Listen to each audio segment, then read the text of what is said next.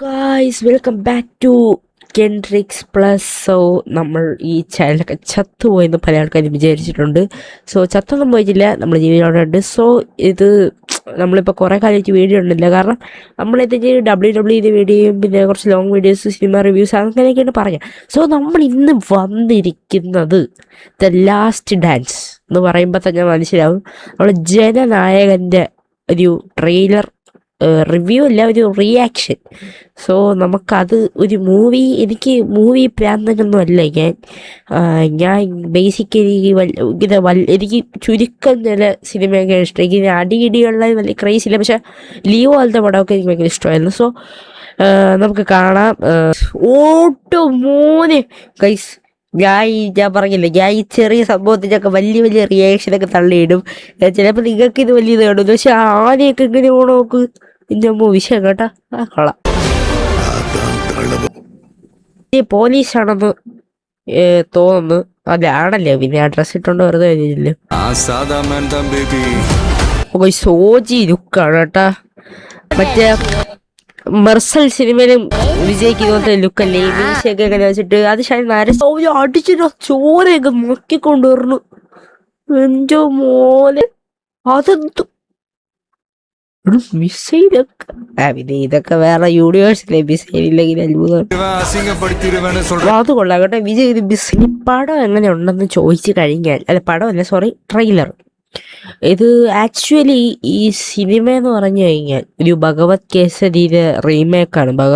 ഭഗവത് കേസരി എന്ന് പറയുന്ന മൂവിയുടെ റീമേക്ക് ആയിട്ടാണ് ഈ സിനിമ ചെയ്തേക്കുന്നത്. എന്ന് വെച്ചാൽ ഈ മറ്റേ പെൺപിള്ളേരെ കൂടുതൽ സംരക്ഷണവും അവരെ കൂടുതൽ ഈ ശുശ്രൂഷിക്കുക, അതൊക്കെയാണ് ഇതിൽ കൂടുതലായിട്ട് പറഞ്ഞിരിക്കുന്നത്. പിന്നെ ഏതൊക്കെയോ മന്ത്രിയായിട്ടുള്ള കശവിഷയാണ് ഈ വിജയായിട്ടുള്ള ഒരു സീനെന്ന് പറഞ്ഞാൽ. ഇത് നിങ്ങളിപ്പോൾ ട്രെയിലർ കണ്ടില്ലേ, ഒരു കുറേ പേരൊക്കെ എടുത്തിരിക്കുന്നത് മന്ത്രിയിലെ ആൾക്കാരെന്നാണ് എനിക്ക് മനസ്സിലായത്. പിന്നെ ഇതിൽ കുറേ ഗുണ്ടയൊക്കെ ഉണ്ട്. സോ എനിക്ക് ആക്ച്വലി ഈ തമിഴ് നടന്മാരെ പേര് എനിക്ക് വളരെ കുറച്ച് ആൾക്കാരൊക്കെയാണ് എനിക്കറിയാവുന്നത്. പക്ഷേ ഈ ചാനലിൽ ഈ മൂവി റിയാക്ടിങ് എന്നുള്ളത് കണ്ടന്റ് കൂടെ വെച്ചുകൊണ്ട് ചെയ്യണേണ്. പിന്നെ ഗൈസ്, നമ്മളെ main channel road to 500 സബ്സ്ക്രൈബേഴ്സാണ്.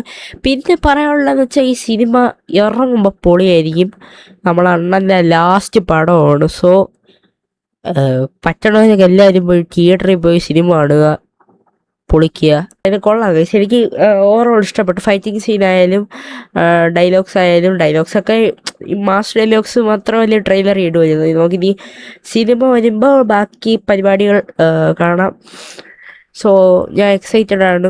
Cinema ഇറങ്ങുമ്പോൾ എല്ലാവരും പോയി കാണണം, അത്രേ പറയുള്ളൂ. പിന്നെ ഗൈസ്, അവസാനം ഒരു റോബോട്ട് വന്നു. അതെന്താണെന്ന് എനിക്ക് സത്യം പറഞ്ഞാൽ പിടി കിട്ടിയിട്ടില്ല കേട്ടോ. അവസാനം ഒരു റോബോട്ടൊക്കെ വന്ന്, അത് പിന്നെ പറഞ്ഞില്ലേ, പൊളിറ്റിക്സാണ് സിനിമയിലെ ഒരു ഈ പൊളിറ്റിക്സ് ആയിട്ടുള്ള ആൾക്കാരായിട്ടാണ് ഫൈറ്റ്.